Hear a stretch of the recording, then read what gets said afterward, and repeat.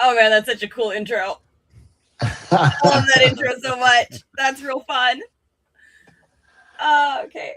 Thanks. I'm gonna get it together. Give me a second. It made me really happy. That intro made me really happy. That was fantastic.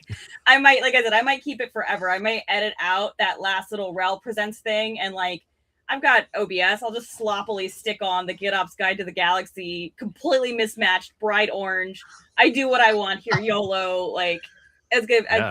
I'm gonna have to do it. I'm gonna have to do it. Wow, that's fantastic. Okay, good morning, GitOpsians, and welcome back to GitOps Guide to the Galaxy. This is episode 99, which is very exciting that we've been doing this for 99 episodes. And I also have no idea what episode 100 is, but now Jonny and I have to actually sit down and think about that. So, making me do work. Jonny's not here. He had a family event at his child's school. He decided that was more important. How dare he? But that's okay, because today I have Ben and Valentin with me, and they're going to talk to us about Project Hummingbird, which I think is really fantastic. I begged them to come on the stream. They were kind enough to agree, and I will let them handle their own introductions. So between yourselves, quickly decide who's going and do the things. Valentin, go first. I just wanted to say Ben because then I could have said my old joke that I'm Ben's emotional support engineer. You can still Thanks say that. for having us. So I'm Ben's emotional support engineer, engineer at Red Hat. I've been at Red Hat for a bit over 7 years.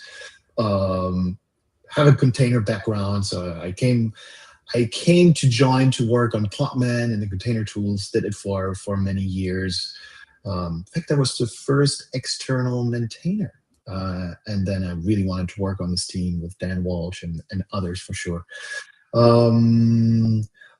Many side gigs with Ben before. We were working on something called image mode and bootable containers. And before that, we were teaming up on edge computing and containers.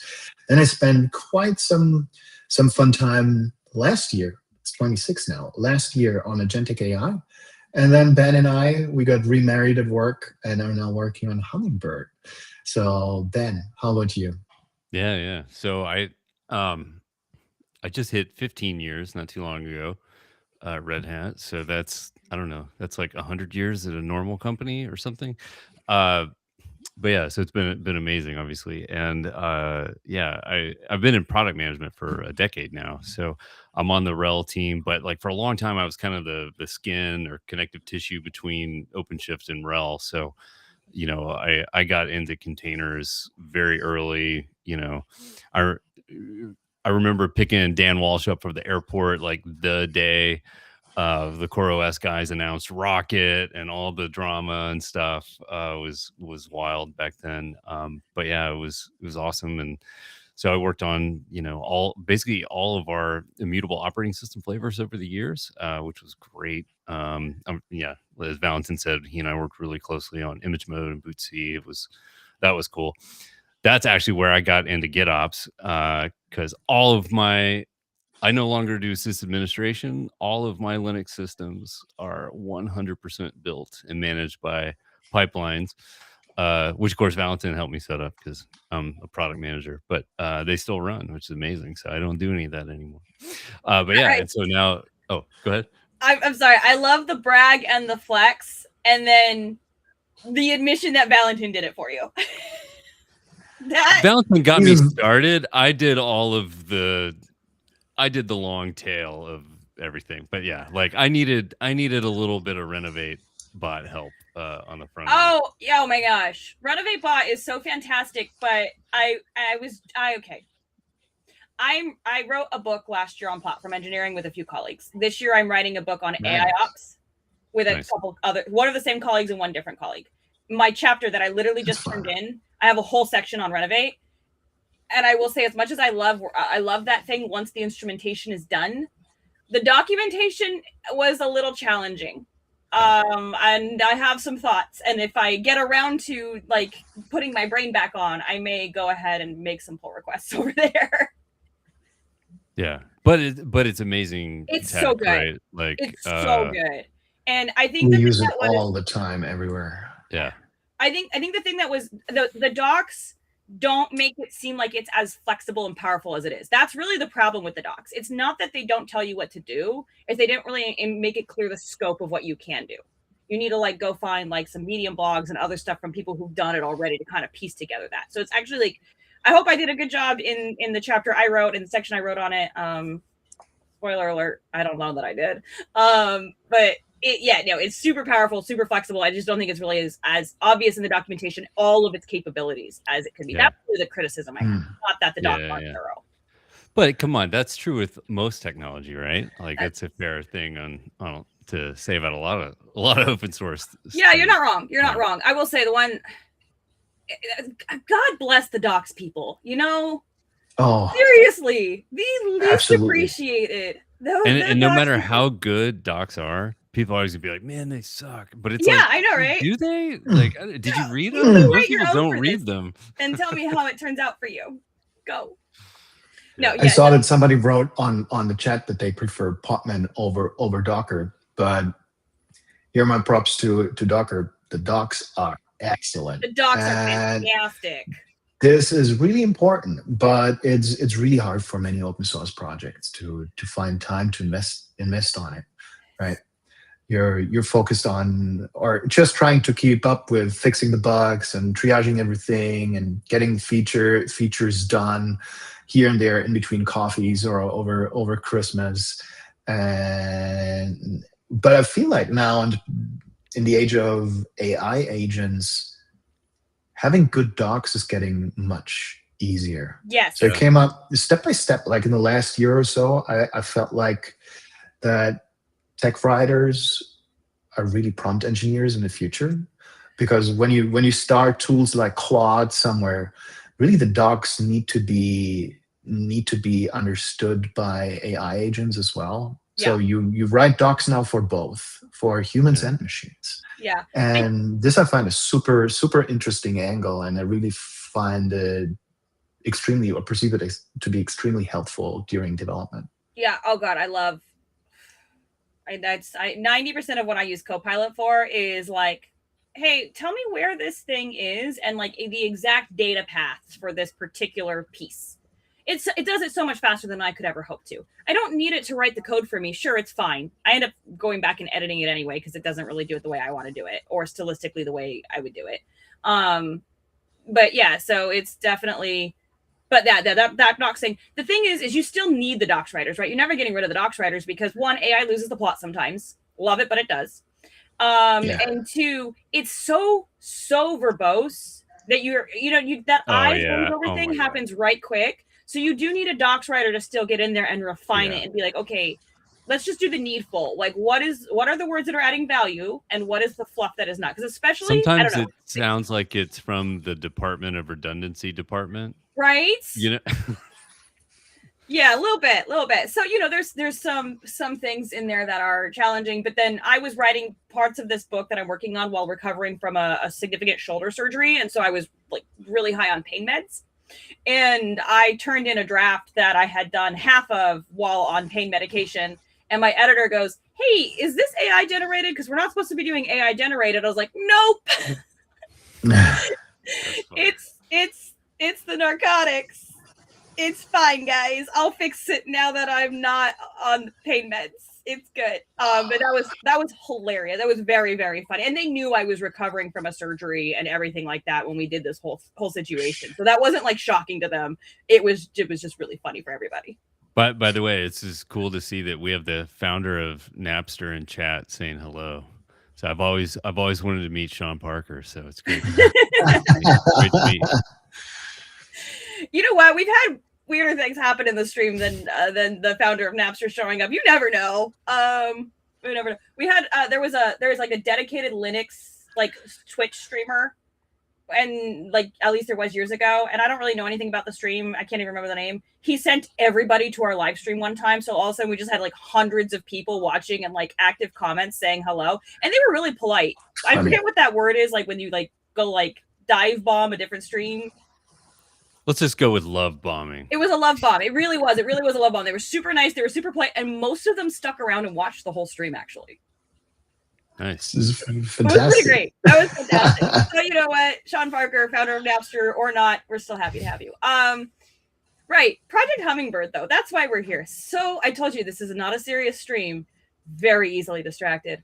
But yeah, Project Hummingbird. So the reason I asked you guys on was I heard about Project Hummingbird. I had just been talking to some colleagues about kind of how necessary something in that space was, especially when we're looking at things like especially like the NPM situation lately with vulnerabilities and worms and everything that's been happening in that particular project. But it's not like hate on NPM a little bit, but it's not restricted just to them. It's absolutely everywhere anymore. And so we've been talking about this, and I was like, we got to figure out something. And then like a couple weeks, months later, I hear about Project Hummingbird, and I was like, okay, one, this is like so foundational to how we even like come up with a deployment to, and then like now we've got GitOps around that whole situation, right? Such a foundational like piece of it. And two, so critical, like such a like the criticality of knowing that what you are going to be putting in production is secure, especially for enterprise users, but really anybody, because everybody's highly regulated anymore. I feel like is not the Wild West of software that I came up with, where we were pushing code to the production via FTP, not even SFTP, right. Just FTP, right? Not doing that anymore. So talk us a little bit through, maybe you, Ben, walk us through like Project Hummingbird, like maybe if you have a little bit of like the inception history, that could be really fun for us. And then I know you had like some assets you want me to share. So as you're talking, you hit on the thing, I'll put it in the chat for the audience. Yeah. So I guess let's go back a decade, right? Containers have been mainstream for a decade. We mentioned Docker earlier. Kudos to that team, right? Because the whole element of like the image was so huge and profound, and just being able to push there, right? Like that is what the whole CNCF ecosystem really sits on top of that, right? And frankly, I was actually just reflecting on this last night for something else. Like you think about virtualization caught on, like that was a crazy wave, right? But it was because all of the things you did previously in a bare metal world, like they just work in Vert. You could do them better, but those things still carry forward. And like in containers, most applications and processes, like it just works because it's freaking Linux, right? Under the covers. And so you can easily carry on. Now, yeah, there are some things that are more complex. And of course, that's why we need a Kubernetes and orchestrator and a million other things, right? But like we still carry like the compatibility from the past, which is awesome. And so like all the big distributions made base images, right? Which is like, if you think of like like an EC2 image you just spin up, it's like, these days if you're pulling things from the catalog, you're probably firing off Ansible, or maybe you have some type of automation or using Packer or something that gets you into a state where you can then deploy your instances on top of, right? And the images just serve to get you like to value fast, right?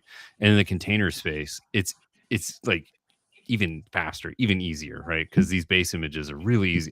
And this is, of course, the Docker file or container file. Much easier. Yeah. Like my parents they understand verbs like run, copy. They don't know what comes after run, but like they get run, right? So yeah. Have fun using QEMU on the CLI, right? I feel dumb every time.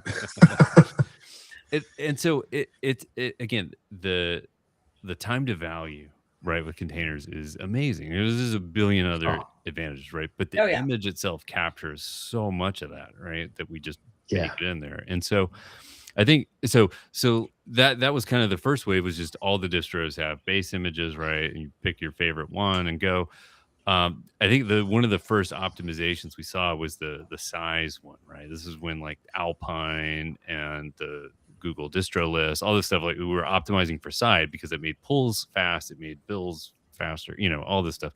And so that was great. And so I think where we're at today, where it's around hardening and around reducing CVE and attack surface, all of these things today, this is like a sign of maturity in the whole container, like really Kubernetes CNCF land. Or what do we call it? Do people still say container native or cloud native? I feel like that word's lost to me. Yeah. Do you still say cloud native? Okay. It is, because it's the cloud native computing foundation. So if it's part of that ecosystem, it's cloud native. Okay. So I think, but to me, it's a real sign of maturity, the fact that this is a hot space. And so, over the past, I don't know, year and a half, 2 years, right? There's like a lot of startups around making hardened images. They're not all startups, right? Like the good people at Canonical have been doing chiseled for a while. Obviously, Docker just released DHI. There's of course our the lovely people at ChainGuard have a great offering. Like there's a lot in this space, right? And so Microsoft has some good too. yeah, right? yeah. I'm Also the big vendors. They never write off Microsoft, right? Yeah. Never write off Microsoft. I don't know if you guys know me from the context of pretty much just this stream and me harassing you to be on it. I don't know if you know what my day job is. I'm a senior principal site reliability engineer, and the team I work on builds Azure Red Hat OpenShift. Oh, okay, yeah. So now, never write off Microsoft, and also extra never write off Arrow. Yeah. Yeah, so I'm probably getting too long-winded on the history side, but so I guess we, Red Hat, we looked at the space, and it's like, well, a lot of these are really expensive. Security has a price, software sustainability has a price, right? Like nothing is free, right? It always takes energy or time or something. But then the depth of breadth, which people are building and shipping things that they may or may not have expertise in. So there's like expertise, there's cost, and then like, are these startups going to exist in 6 to 24, 36 months? Like I don't know. So that's a real question. Yeah. And so this was like where Red Hat were like, well, this is packaging. It's all in our wheelhouse. We know how to do this. We have the automation. We have the next gen build systems, which are all OpenShift and Tecton based, right? Conflux is the heart of it. And so it really felt like the time was right to put Hummingbird together. So sorry, that was long winded. I don't know, Valentin, tell us a little bit about Hummingbird. Thanks, Ben. I loved how you put it, that it's historically really a sign of maturity, and I agree. I totally agree to that. So I think for us it was like Red Hat, like a very natural fit, because we've been doing this for a couple of decades. We're the biggest open source company. We have our fingers in pretty much all upstreams that exist. We have to, because of that sustainability thing, right? If we want to use something, we need to know that that's a sustainable technical choice we've made, which means we need to commit to making it so, right? That's really the biggest thing. And that's actually a team I worked on a couple teams ago. We were like, oh, we want to do this thing. It had one maintainer, but it was what we needed. The engineer who was assigned to it, he reached out to the guy and was like, hey, can we build a relationship here? We would like to use this. But we also would need features and improvements and guaranteed like security stuff. What do you need from us to prove that we're serious? And he went out and I think that maintainer was super stoked that like Red Hat was like, hey, yo. But we got people on the project. That was not 6 years ago. God, I haven't been here that long. 4 years ago. It was like roughly 4 years ago, we'll say. And we're still, somehow I'm still copied on everything that happens in that repo. I need to maybe go turn that off. But yeah, we're still bumping fixes and making changes and keeping it alive. We have to. We have absolutely, and we contribute and own a large part of the open source space as well. So I think what I found somehow funny when looking into the space is when I realized, okay, there's this new market with these cool new offerings. A lot of really cool startups with great products are popping up, and a big part is the velocity of shipping fixes, right? And being close to upstreams where the work is happening. And at some point I realized, well, we at Red Hat do have an upstream first policy.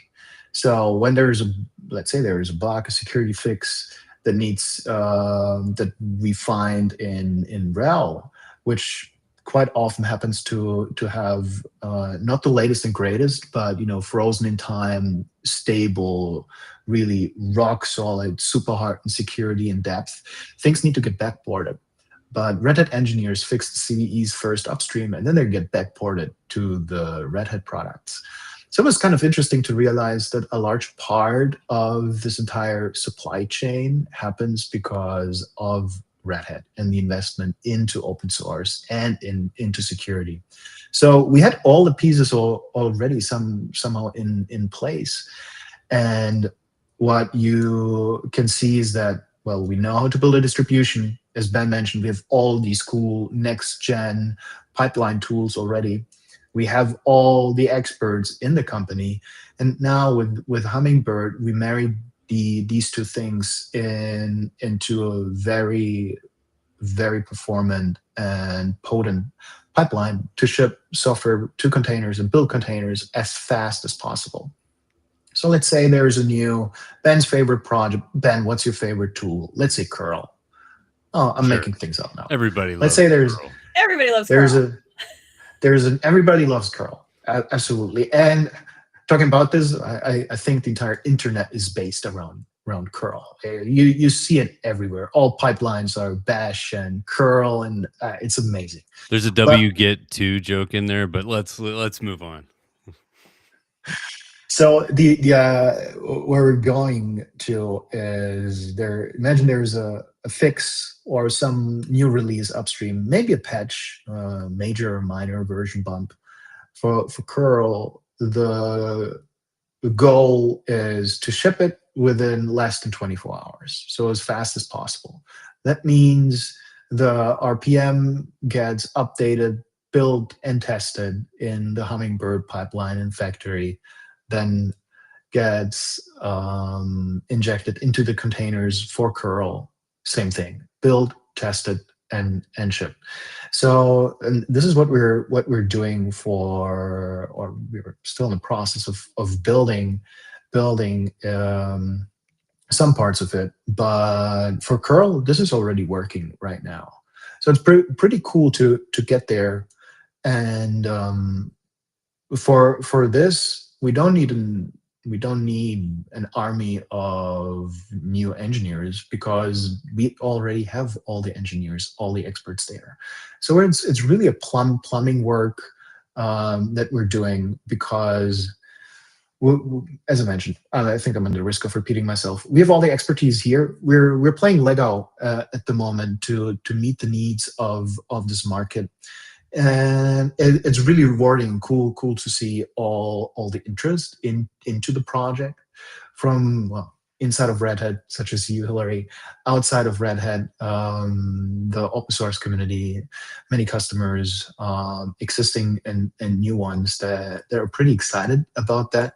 So it's pretty nice to see that. We were talking about Docker and all the great things it did to developers. So it's a huge brand there. It's nice to see over and over again, that the recognition of Red Hat in the infrastructure market, on the Linux enterprise market, to see that, the trust that is being put into our hands.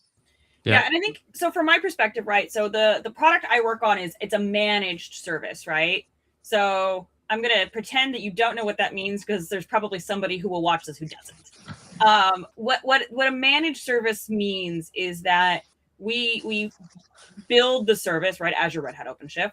We make it available for customer utilization, but then the SRE team that I'm on, we also support, we basically have a service level agreement around the availability of the OpenShift API server. And we have automation that makes sure that thing is healthy, which makes sure that the cluster is available, the console is useful, et cetera, right? But it's a managed service. And so we are also, experts on behalf of the customers who utilize it. They count on us for that expertise, not just like us specifically as like the SRE, which yes, but like Red Hat entirely to have that expertise. So we do see some level of inquiries when we see something, like I said, like the NPM word. What do they call it? They called it sand. No, they named it after the sandworm in Dune, but I can't remember the name. Shai-Hulud. Shai-Hulud, thank you. I've never actually read Dune. I've only watched the first of the two movies, although it was a great movie, and I know I need to read Dune. I'll get there. It's actually on my bookshelf back there. Anyway. Did you know that the original Dune, the band Toto does a soundtrack for it? Like the David Lynch one. Yes. I did not, and I'm a huge Toto fan as a bass player. I have to. I should have just had you guys play your musical instruments for this. Honestly, if I had known about this situation, it's out of it control. would have been a different stream. It would have been a different stream. Nobody wants to hear a bass solo, I think, except Ben. I mean, that's not true. Anybody who likes jazz music wants to hear a bass solo. Next time, maybe here you go. We got the plan for number 100. Yeah, episode 100. We're gonna get a bass solo. You're on the hook now for it. You signed up. You agreed. You don't have to do it live. You can just send me the audio. But unfortunately, now you do have to deliver that. I will be checking. The Spinal Tap Jazz Odyssey. Yeah. Anyhow, where was I saying with this? Right. Managed services. Managed services. Yeah, Thank NPM. you. What can I say? We're not quite back to work yet, at least for me. So the right. So we do get inquiries though when things like this happen. Like, hey, we're doing scanning. We're not seeing anything. Is there something we should be doing? Right. Someplace we should be looking? What's the surface area? Because even though we technically publish all this stuff and we have all these, various certifications around FedRAMP, et cetera, et cetera, et cetera, like people still they do a due diligence check, right? They double, triple, quadruple check because we've got something that big, some like day zero level thing, right? You do. Yeah. And so, the thing is like we were having these conversations about it because in our project, like we're pulling in every now and again, we're like, okay, it's a Go project, gonna do this thing over here, et cetera. And like, oh, I need this thing. Oh, look, somebody's put up a Go module. I'll just bring that Go module in. And you'll see, and I think this probably happens on a lot of pull requests. I'm particularly fussy about this because I'm gonna be like, why are you pulling this Go module in? Who's maintaining it? Where did it come from? When was it last updated? How do we know it's going to continue to meet our requirements for FedRAMP compliance? Is this providing enough value to bring in versus like I mentioned this problem to Chris Wright. And he was like, yeah, sometimes we just got to all right, I'm going to fork it and rebuild it internally. And then I'm just going to have to maintain that internally. Sorry, that's what's best for our security posture, right? Hope Chris doesn't mind me quoting him. And it's like, yeah, like sometimes maybe that's what we should be doing. So then we have these discussions and we do this due diligence check, which is why we have peer review. And then it's so bad because like, if you're the engineer who put up the pull request and you brought in the new dependency, you better have like your proof. What is that? The Pythagorean theorem where you would do the proofs in geometry? I wasn't great at math, but you better have that proof ready to go to prove why we need that thing in the landscape that we're in, especially with, we talked about AI earlier. AI is really like, it's one of those things, like it's really powerful. So therefore it can be powerfully good or powerfully bad. Roll for your D&D alignment. Is it chaotic good, chaotic evil, good, neutral good, neutral, whatever, right? So between that and quantum computing as well, right? You're not just fighting a little fire on the front lines of security. You are fighting a blazing inferno. That's like whatever the biggest 5-alarm, whatever it is, the size fire, that's actually the size of it. I think sometimes we like put our heads down and try to forget about it because if you let that stress get to you, that will be very stressful. But so it's one of those things where for me, we're seeing this a lot. We're seeing our customers who are highly regulated enterprise customers, they're going through these pains. So the more things that we can make available, to them and point them to and be like, yeah, here's a blog on best practices for having the most secure experience you can possibly have. Here's a this, here's a that, go look at this live stream and learn about Project Hummingbird and sign up for it. Whatever we can do to, for these customers, it is why they trust Red Hat that we can do that we are doing that. Right. Yeah. I'll just a couple points there. I was talking to a customer not too long ago, and he's like, what I want to do is focus on the security risks or things like in our applications. I don't want to even think about what's beneath that, right? Like if it comes from you guys, like I don't, it shouldn't even be on a radar. Correct. Right. And so that is really kind of the driving like mission, if you will, of Project Hummingbird is if you're running one of our containers, right, is that it's going to come out with a clean scan. Now we're still building this. The scanning stuff is on its way. We're working with all the big scanning partners, so it's going really well. We're getting there. But that's the idea, right? Is like focus where you need to focus, right? Which for many people is at that top tier, right? Which is like where you're actually, getting into the Go stuff or other ecosystems that you're pulling in, and that frame. Another thing, we are working on libraries here at Red Hat, so we have a whole other group that has a PyPy index coming out really soon, which is super cool. And then they're moving on to some of the other languages from there. That would actually make another great episode of this in the future. Would be. Good point. Follow up with me on that and get me connected with those people. Yeah, because you can imagine we're working closely with them as well. Oh yeah. But yeah, security is always going to be like this cat and mouse game, at least for the foreseeable future, right? You can't sit static on things, right? And so, actually, I will say this is like a really positive thing, because we could all sit here and complain about the CVE system is not perfect and it's problematic and flawed. Those complaints aren't like productive, right? No. Here's what's productive because of this, because people feel pain around scanning, around vulnerabilities, and like the paperwork behind that, is that it's a forcing function for automation, right? Like I talk to so many people where like the CD part of CI/CD is like fantasy. It's fan fiction, right? But this whole wave of security is like driving progress and giving people like, the desire to go fix the people and process problems that they deal with, which I think that's an amazing outcome for the industry, right? Regardless of what technology you use, right? More of this, the better. And I'm going to say something really spicy, a really spicy hot take. The CI part is the more important part between CI and CD. It's where you start, right? It's where you start. It's not just where you start. It is. I don't like the term shift left because that's a lie. You expand left. You never shift left. You never push everything off onto the person in front of you and in the wherever you are in the build out process, right? You just expand left and create kind of Venn diagrams across the functions. That's really what we're doing. Let's not lie to ourselves.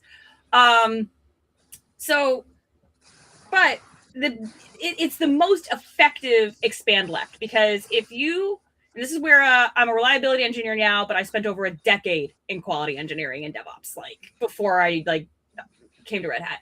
And so if you have a really comprehensive CI system that adds the security scanning aspects, that has all the testing, and oh my God, I don't know how many times I need to say this, your testing cannot just be the happy path testing of making sure things work. You also need to test the unhappy path of what happens when I misuse this, provided a malformed response. Like, I need to know how my system breaks, not just how my system works.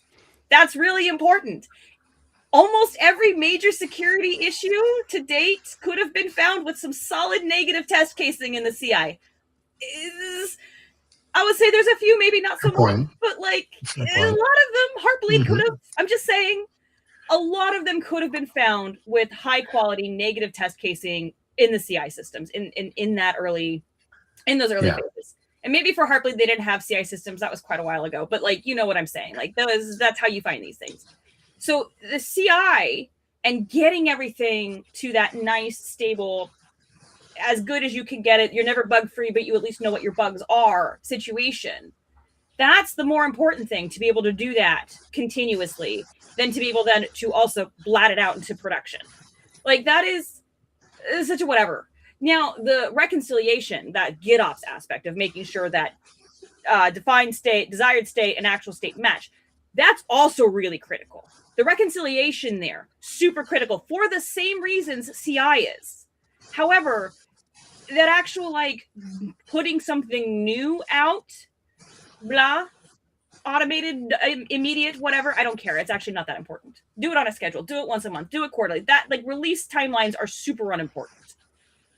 Solid CI, like regular reconciliation, like they matter.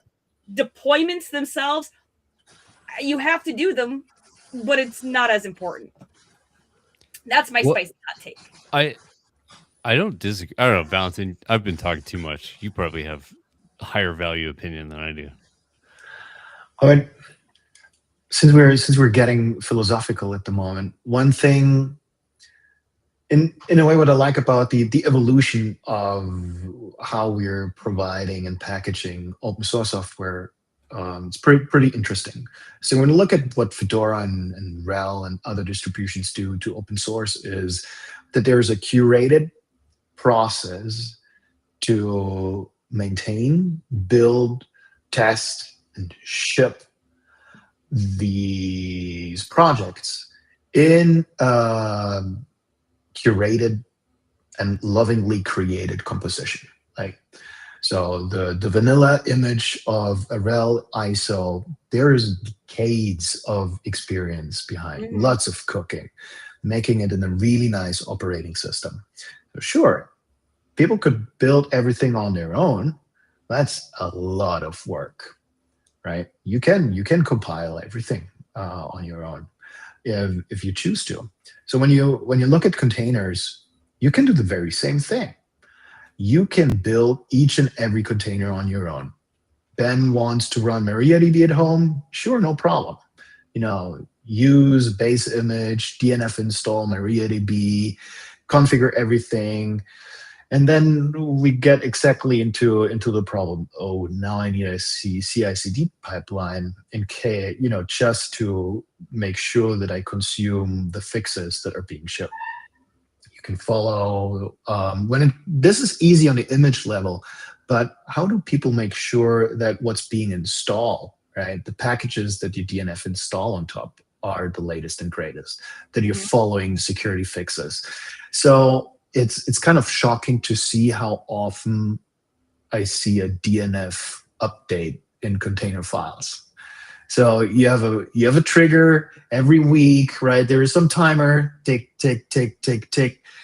The image gets rebuilt, the latest tag is being consumed, and then you do a DNF update, just praying that things go down the right path, that things are right. And this is something where really more modern CI/CD pipelines and it can help. We were talking about Renovate, but I love this project so much because it keeps and it keeps our systems clean. As Ben mentioned, for instance, all his stuff runs on image mode. Renovate bot is an integral part in keeping his system up to date, right? No DNF update anymore. Everything is curated on Ben's side. I'm currently running on a Mac because I'm doing a lot of AI stuff and because of my AI experience earlier last year. But so this is what has happened on the distribution side. And for quite a while, in a way, we used containers, and many people in the community and customers used containers as if it was still somehow a host, like Fedora system where you do DNF update. Yeah. But with Hummingbird, the cool thing is, so what Fedora does to open source projects, for a Linux system, Hummingbird is for containers. So instead of building, let's say, the MariaDB container on your own and then, being challenged with maintaining it and lifecycling it, you can just consume the MariaDB Hummingbird image because Hummingbird, the project, takes care of it, right? Let's say there's a new version of a package that happens to be a runtime dependency of MariaDB. Well, what's going to happen is the MariaDB container gets rebuilt, tested, and shipped immediately as soon as one of these packages is being updated. You're really always up to date. You don't have to manage all this stuff. You can just follow it, consume it. You enable Renovate bot. You consume the MariaDB image, and it'll take care to always update it. Or you just run it in Kubernetes or OpenShift, and it can follow the latest and greatest version as well. Or even I saw some Podman users on the chat. I think it was even back then for some of the edge use cases, Ben. Podman auto update. So this Yeah. is something I had tons of fun writing Podman auto update. So you can even do this on a single Linux host. You don't need to worry about this stuff anymore. You set up a quadlet with auto update. You use the MariaDB Hummingbird MariaDB image, and bam, it's there. And then you can focus on then you can focus on the actual problems that you should solve in your job. And this is what I enjoy. I am very much a single focus person. I'm able to have many balls in the air, but I have one monitor, I have one terminal with VI and Tmux in, and I'd like to focus on one problem. And also, I happen to be a pretty lazy bastard. So if I can rely on the work of the experts, I will do it. Because then I can focus on the stuff that makes my company, my manager, my team, or my product manager, such as Ben happy. So this is a really, really nice part of it. So what Fedora does to open source projects, somehow Hummingbird does it in a container native way, and it avoids a lot of redundancy. So everything we do is open source. All our Git repositories are public, and the machinery that we're building, I'm really excited about this, as you can tell. But if there is a project that likes how we're building it, but we don't yet provide an image or ship an image for the specific project, it will be and is already dead easy to onboard a new RPM and onboard a new image, and then the machines take care of maintaining it. So this is the really great part of all the modern tools and Tecton and Conflux being called in the Red Hat world, and having all of this run in a cloud native way. As again, I'm a lazy guy. If I can automate work, I'll do it. And here we automate things that have historically been done manually by a lot of people.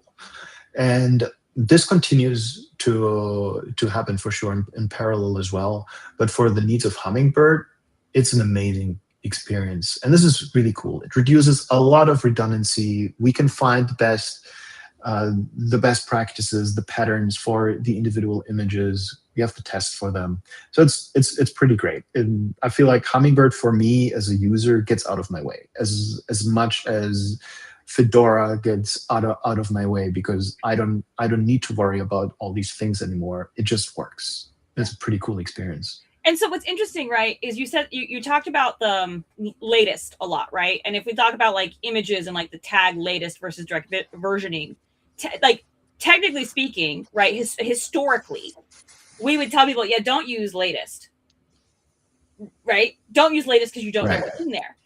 And I feel like that narrative, I mean, as with anything that's very black and white, there's always a, it's really not. It's actually like a spectrum of grays. But with Project Hummingbird and what we're doing, like the promise of like, I know it's a strives to be, not an actual promise. I want to be very clear. We strive to be 0 CVE. That's literally like a moving target, cat and mouse game, right? We said that. But like with that level of dedication to put like what we're putting into each of these images, it almost is like, actually, yeah, if you're using a Project Hummingbird image, maybe you should be tracking the latest. Now, there's always, of course, potential, compatibility things and so forth like that you got to look for. Again, a really solid CI system is what you should spend the majority of your time working on. That's my. This is a long. How much time do we have? This is. 13 minutes left. Don't worry, we'll get through. I'm sure you had other stuff you wanted to say, but I think that's really interesting, because I think that we do need to start thinking about if we're consuming something like the images from Project Hummingbird. Or like libraries, like specifically hardened libraries. You know what? That conversation around latest, we need to change that. Here, I shared with you a blog post I wrote last year. So since you use, I'm joking, the L word, the latest tag. In theory, you're right. Right, from a security perspective, your app, you can absolutely use the latest tag. But if you do, please use a digest. I elaborate on the blog post here why. I'm a huge fan of semantic versioning. Mm-hmm. So I will always advocate, and not always, let's not play Sith.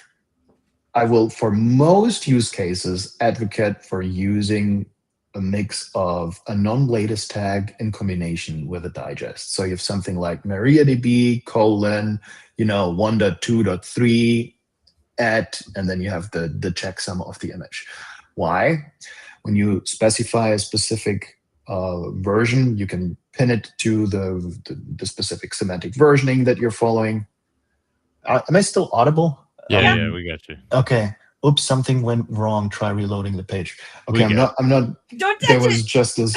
No, I'm not touching it. I'm sorry.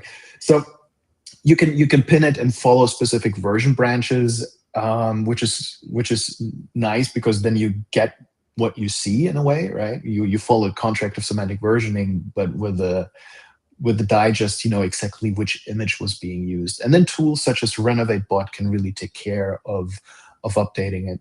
That being said, Hummingbird doesn't only ship the latest and greatest version of a given upstream, but we follow the stable and LTS branches of the given upstreams. So for some use cases, like on my developer machine, I usually tend to enjoy using the latest and greatest version of like toolchains, Rust, Golang, or whatever node. But for my deployments here and there, I enjoy pinning them to stable versions to not have too many updates all the time. So here, it really depends on the use case. But in theory, yeah, you can use the latest there. Yeah, you don't have to use literally at latest, right? Although you can. And I know when I was looking through, like I said, I was just going through Renovate Bot, instrumentation and docs last couple of days.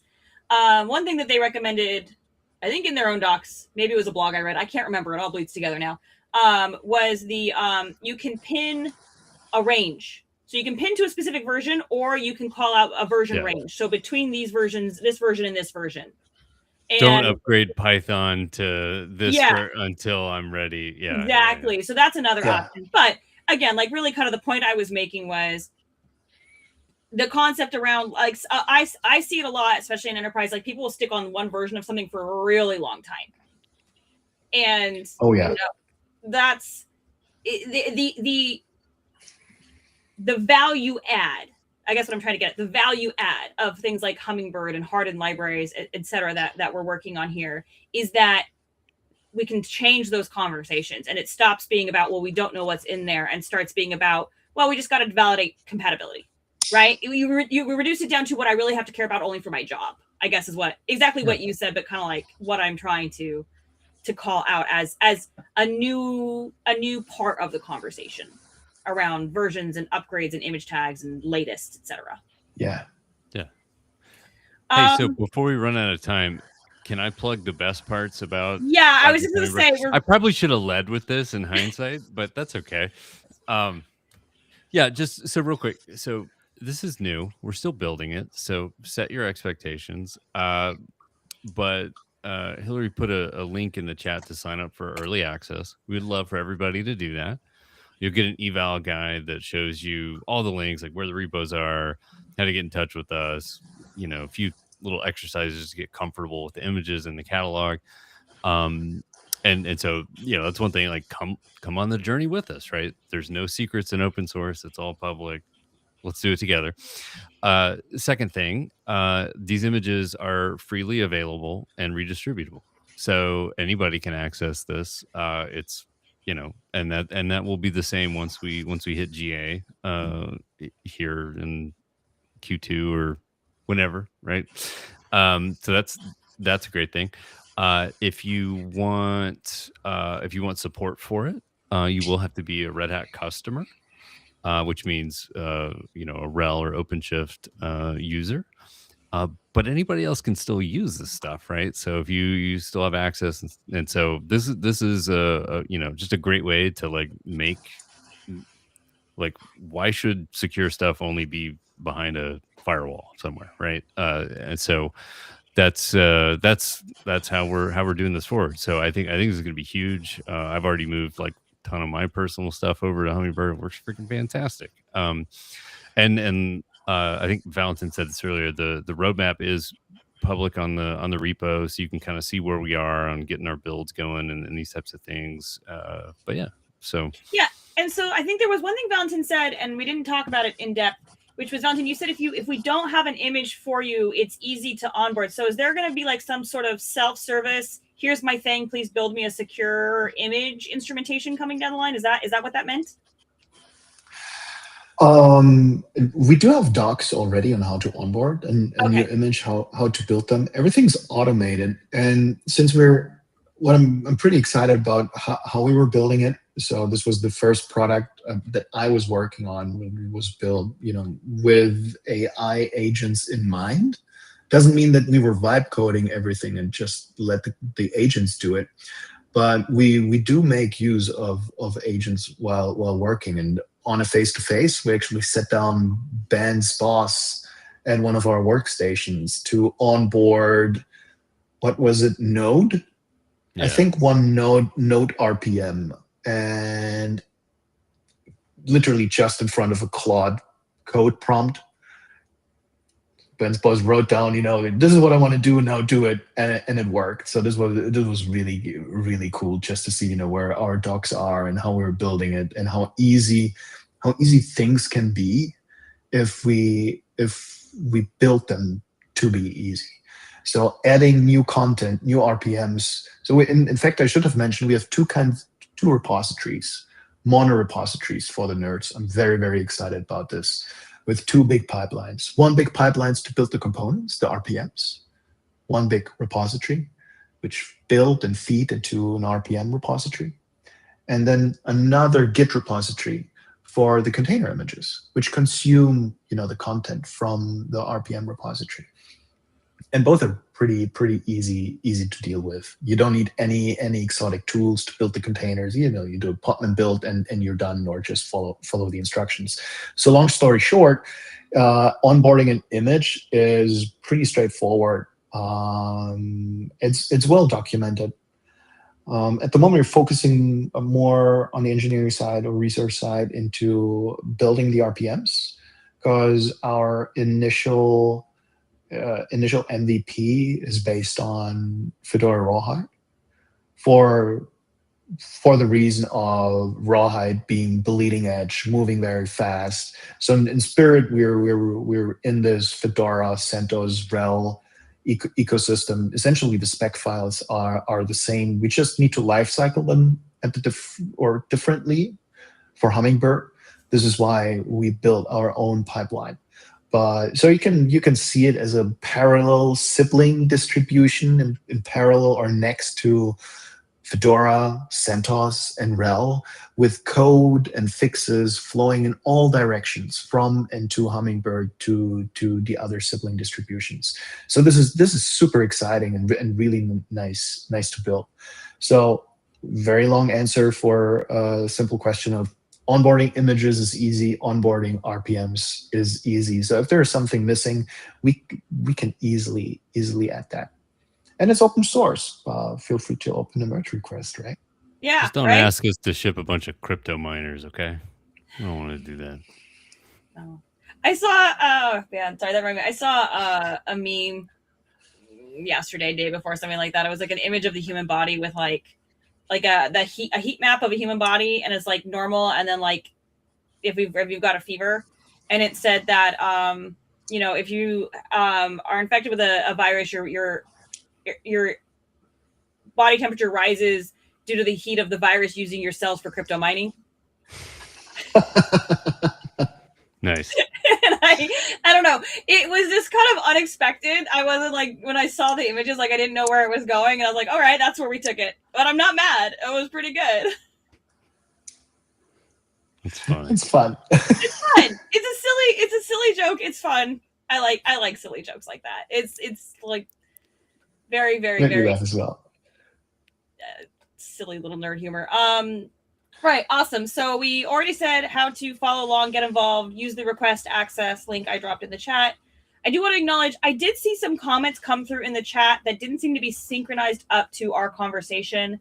I do believe there may have been a delay between us actually talking and YouTube by potentially a couple of minutes. That has happened in the past. So I want to apologize to the commenters. Like, I do see your comments. You know, is anybody experiencing burnout?